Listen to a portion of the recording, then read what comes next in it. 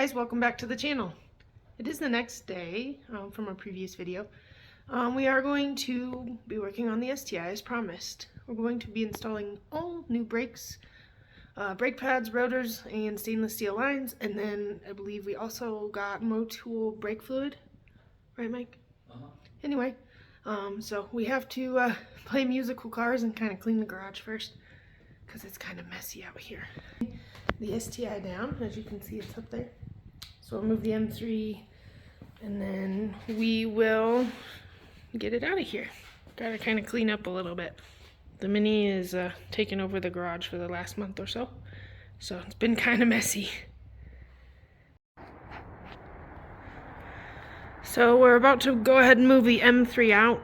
A lot of people forget that we have this car. It did have an LS in it at one point. It does have an S50 back in it. We have another engine sitting over there. That's for the E30. But anyway, musical cars has commenced. So it's nice that everything is movable. The car's so pretty and clean. It's been a while since it's been out of the garage. It actually sat for about 3 years.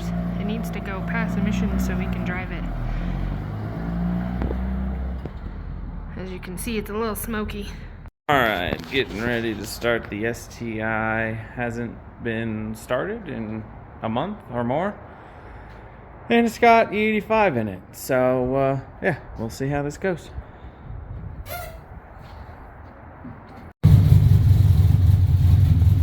Alright guys, it took a few tries and we had to jump the battery, but it's running. It's figuring itself out. I think the last time it ran, it was maybe 80 degrees. It's currently 50 in our garage, so we'll give it a few minutes and then maybe drive it around the block.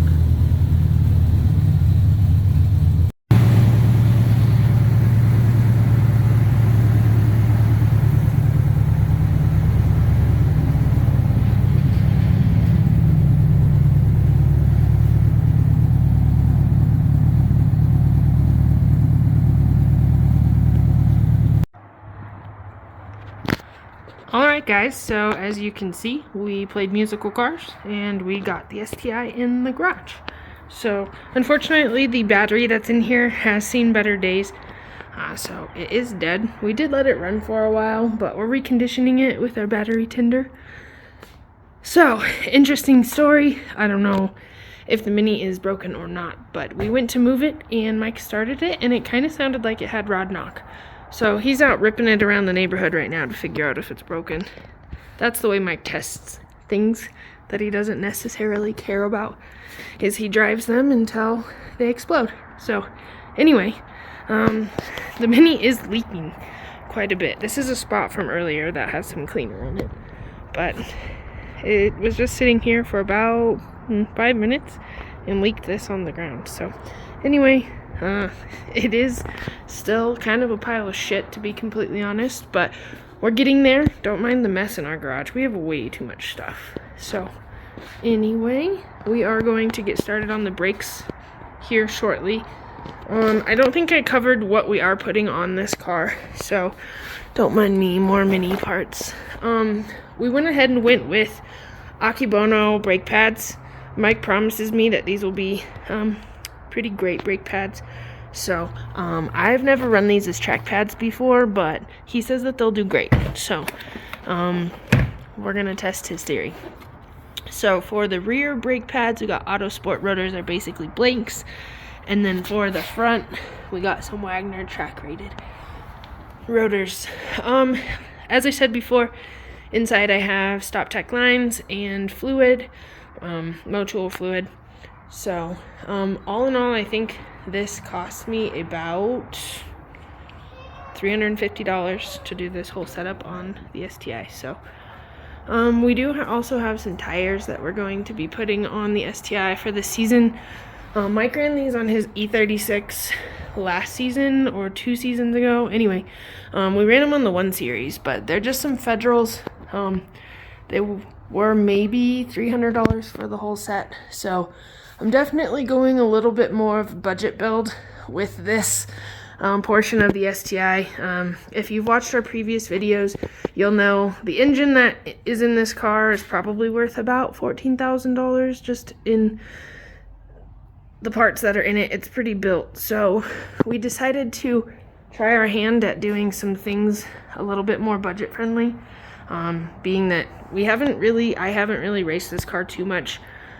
So just want to get a lot more seat time in it, because if you've ever done any track attack, open lapping, any of that style racing, you can have the fastest, most modified car in the world, but if you can't drive it, if you don't know how to drive it, that's what to me is most important. So if anything, this car is going to be way overbuilt for what I want to do to it, but I'm excited. So anyway, that's what this video is going to be about.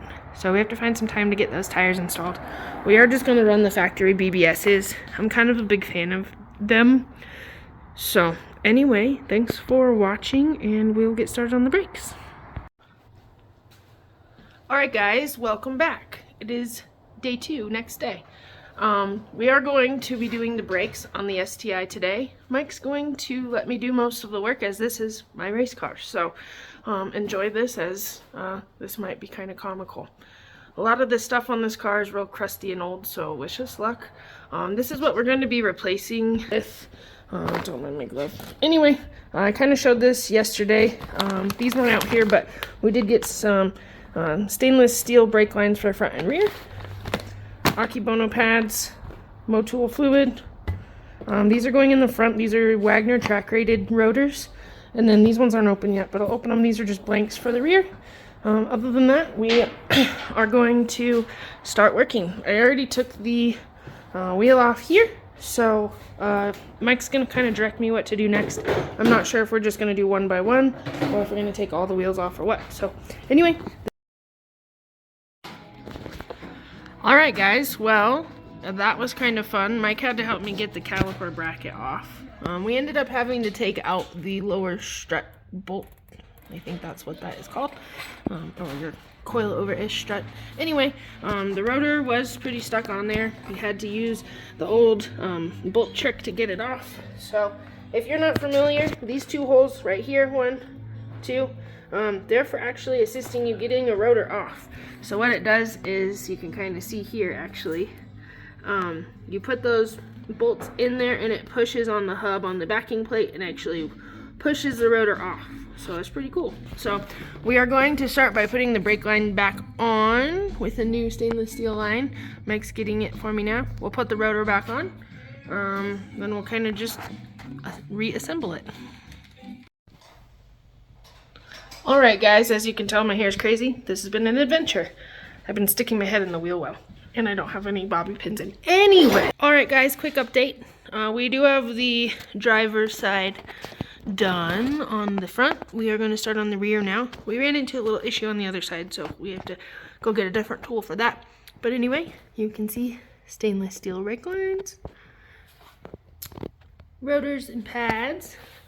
The pads that were on here weren't so bad, but the rotors were pretty bad. Kind of gross. So anyway, we're going to move on to the back. I did also install a little sticker. Started my livery. I'm a big fan of this product, so I had to rep the brand on the car. So we'll make a matching one for the other side.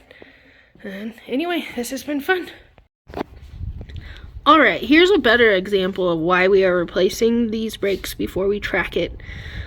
Mike seemed to think it was okay to drag race this car with these brakes, but I can't road course this car with these brakes. So, I mean, I don't blame him. These are not safe. But, you can kind of see, it's kind of hard. Let me move my hand out of the light.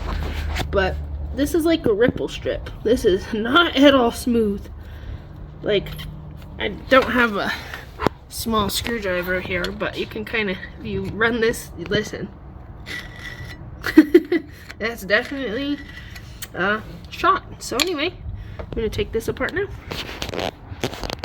And here's proof. See? Right here.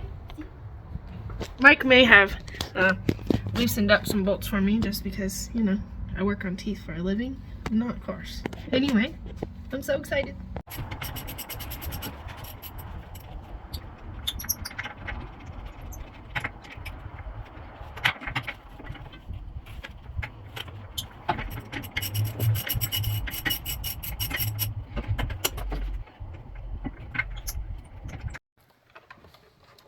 Alright guys, well, we had to take a break to... What's up with the face? We had to take a break to go get a tool. Mike really wanted Craftsman, but we couldn't find the Craftsman version. They said they had 2 in stock at Lowe's, but they lied. So we ended up at Home Depot. But Mike wanted a flare nut wrench in order to get the brake lines off without stripping them. So that's what we're going to go do now. Alright, figured I'd go ahead and wrap this one up here. It's been a few days that we've been working on the STI. Wasn't in any sort of rush, but we got it all done. Just did brake pads, brake rotors, brake lines. That was it for now. We had planned to get the tires mounted while the wheels were off. However, the racing for this weekend got canceled anyway, so wasn't in a huge rush there. And we are expecting temperatures -14, I think, around there this week for overnight lows. So we're gonna go ahead and get this back on the ground, moved over there where the Mini is, and then down the road we'll get those tires mounted once it looks like there's an event coming up. But yeah, not much to show for the brakes. Just did, regular old, rotors, no drilled, no slotted, but they should work good. Yeah, I didn't really take a clip of... I took a picture. They were relatively inexpensive, so not terribly concerned if we go through it quickly. Key thing there is just good stopping power, which, I was riding on some terrifyingly bad brakes when trapping 125 or whatever in the quarter mile, so should be okay. I went with some Motul 5.1 brake fluid. Supposedly this can withstand some pretty high temperatures, so we'll see how that goes. But yeah, for anyone that hasn't been following along, I can do a real quick breakdown of the STI for you all. It's a 2005 STI. We bought it with a salvage title, with some minor electrical issues, but nothing major. Engine itself ran great. Was pretty much stock at the time. Sorry, Allie decided I wasn't showing enough. Was pretty much stock at the time. That's actually the stock engine under our messy workbench. Just hanging on to that one for rainy day purposes. But what's in here now is a set of IAG closed deck case halves, crank out of a... what did this crank come out of? I think this crank's out of a Legacy. I can't remember. IAG up H-Tough, I guess they're called, H-beams, a little bit more beefy H-beam rods. JE FSR pistons with some B25 cylinder heads that have BC +1mm intake and +1mm exhaust valves, GSC bullet nose valve guides, BC springs, BC titanium retainers, GSC S2 cams, IAG TGB deletes with IAG fuel rails with Injector Dynamics 2000cc fuel rails, Perrin rotated kit with their front mount. On the Perrin T3 rotated up pipe, we've got a Pulsar GTX 3584 RS going into a Perrin downpipe mated to a MagnaFlow titanium exhaust, which is kind of different. Not something I had seen before. Running the X-Clutch twin disc organic discs, I believe. I don't think there's the ceramics. I think they're the organics. Really love it thus far. Obviously the twin discs are a little bit noisy, but yeah, other than the engine and the turbo and the fuel system, it's pretty much stock from there. Interior, it's all stock.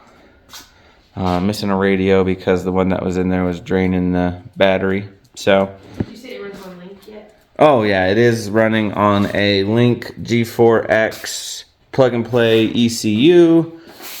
With that, we've got fuel pressure sensor integrated into the ECU, ethanol content sensor integrated into the ECU, fuel temperature as well. This reads temperature and alcohol content. We've got twin Marlboro 450s in the tank. Probably switching that up soon. Need to add a oil pressure sensor to the ECU and maybe go to one of their CAN lambda gauges, but other than that, happy with that setup so far. So yeah, know we have some new subscribers to the channel, so just kind of wanted to do a real quick walk around on the car, give a little bit of history on it.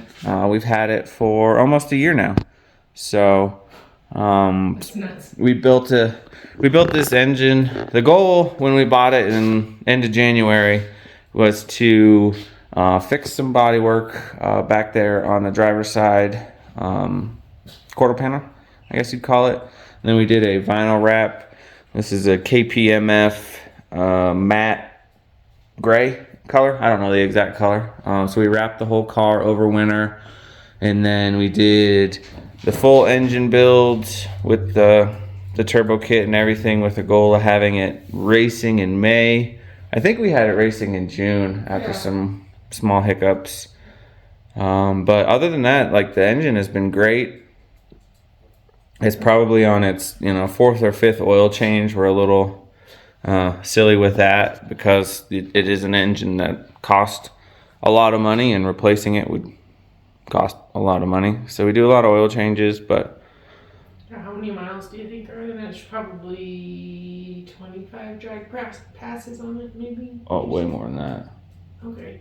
I'd say it has at least 40. 40 passes on it? Yeah, 40 passes at the drag strip, and then maybe 2,000 miles on the street. So.